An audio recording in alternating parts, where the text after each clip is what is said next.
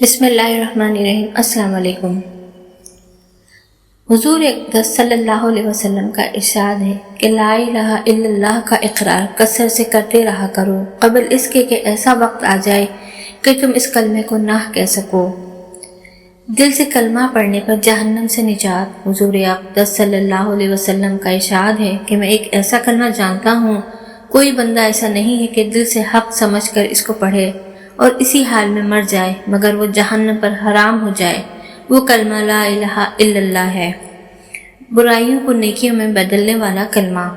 ایک حدیث شریف میں ہے کہ جو بھی بندہ کسی بھی وقت دن میں یا رات میں لا الہ الا اللہ کہتا ہے تو اعمال نامے میں سے برائیاں مٹ جاتی ہیں اور ان کی جگہ نیکیاں لکھی جاتی ہیں۔ روزانہ 100 مرتبہ کلمہ پڑھنے کی فضیلت۔ ایک حدیث میں وارد ہے کہ جو شخص 100 مرتبہ لا الہ الا اللہ پڑھا کرے اس کو حق اللہ تعالی شانہ قیامت کے دن ایسی حالت میں اٹھائیں گے کہ 14ویں رات کے چاند کی طرح اس کا چہرہ روشن ہوگا۔